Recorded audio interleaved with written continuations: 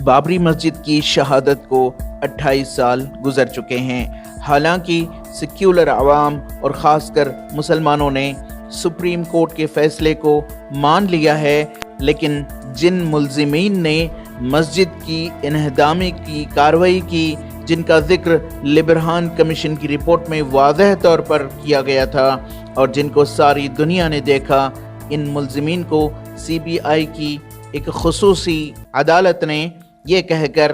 بری کر دیا کہ انہیں کوئی شواہد نہیں ملے۔ اس سلسلے میں 6 دسمبر کو کئی سماجی و سیاسی تنظیمیں یوم سیاہ کے طور پر منا رہی ہیں۔ کہ بابری مسجد کو شہید ہوئے 28 سال کا عرصہ گزر رہا ہے، گو کہ سپریم کورٹ نے اس سلسلے میں فیصلہ سنایا ہے، لیکن تاریخ میں اس کو سیاہ دن کے طور پر ہمیشہ یاد کیا جائے گا۔ سیاہ دن صرف اس لیے نہیں ہے کہ مسجد کو شہید کیا گیا، بلکہ سیاہ دن اس لیے بھی ہے کہ جس عدالت پر اس ملک کے لوگ اعتماد رکھتے تھے، ان کا یقین تھا، اسی عدالت نے اعتقاد کی بنیاد پر اس پر فیصلہ سنایا، نہ کہ انصاف کی بنیاد پر۔ تو یہ چیز سب سے زیادہ جو ہے ہمارے ہندوستان کے مسلمانوں کو درد تکلیف پہنچاتی ہے، اور اس پر ستم یہ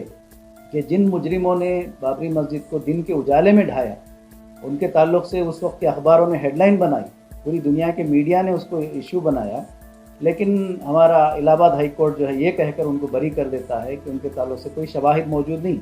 سی بی آئی جس نے 28 سال تک اس کیس کی تحقیقات کی، 28 سال کی تحقیقات کے بعد بھی سی بی آئی کو جو ہے ایسا کوئی ایویڈنس ہاتھ میں نہیں لگا جس میں جو ہے مجرمین کو سزا دلائی جا سکے۔ ہم welfare party of India Karnataka کی جانب سے کل کے دن کو جو ہے بلیک ڈے کے طور پر منا رہے ہیں، اور پوری ریاست میں ضلعی ہیڈ کوارٹر پر ہم میمورنڈم پیش کر رہے ہیں ہمارے پریزیڈنٹ آف انڈیا کو، اور ساتھ ہی جو ہے ہم الہ آباد ہائی کورٹ سے مطالبہ کر رہے ہیں، سی بی آئی سے مطالبہ کر رہے ہیں کہ وہ الہ آباد ہائی کورٹ کے فیصلے کو سپریم کورٹ میں چیلنج کریں، اور جو مجرمین ہیں جنہوں نے بابری مسجد کو شہید کیا ہے، ان کو جو ہے سخت سے سخت سزا دلوائے۔ ای ٹی وی بھارت کے لیے بنگلور سے رفیق جبار کی رپورٹ۔